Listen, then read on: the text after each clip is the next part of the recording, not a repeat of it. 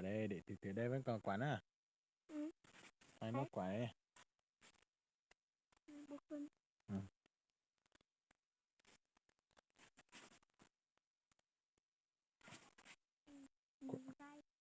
Nhiều cái hay. Hái thêm một quả, hai quả nữa là được ăn rồi.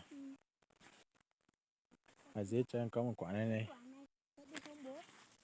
Ôi giời, thế mà con chuột nữa. Bóc hết ngô nhé mọi người. Để nó ăn hết bóc ngô đây. Con chuột tham ăn quá. Đâu? Thì có hay đi. Có.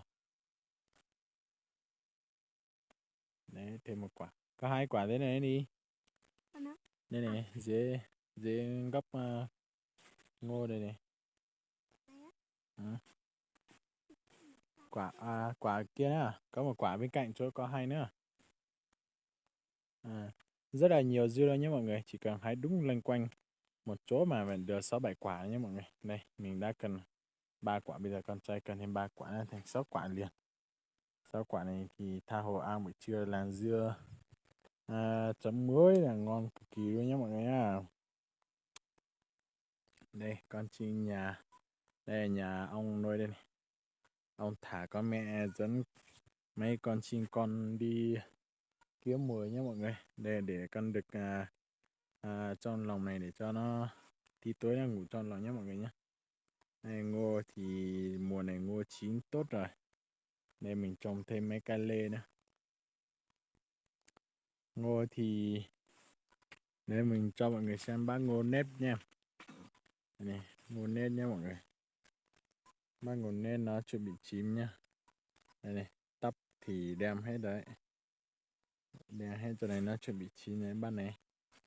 Ta phải, nếu mà bây giờ bẻ ngô đi luộc thì vẫn được, nhưng mà nó vẫn gọi là chưa chín lắm ấy, thì nó ăn nó vẫn không có hạt to lắm, hạt nó hơi bé tí thì cứ đợi mấy hôm nhé mọi người.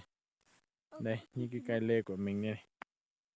Đây chỉ tay, con chỉ tay thì con đi hái đi, không thì nó lại thối mất. Đây con trai lại thấy quả dưa kia nó chỉ tay vào đây. Này. Nhiều dưa có nó làm cho cây cả cây ngô và cây lê của mình nó cong đổ hết cái kia nhé mọi người. Đây, dưa vừa đẹp vừa ngon luôn nhé mọi người nhé. Không hề sợ già đâu nhé mọi người.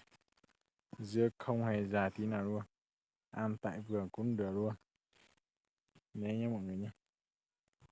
Ngon cực kỳ luôn. Mình có thể ăn quả này cho mọi người xem chi tiết luôn tại vườn.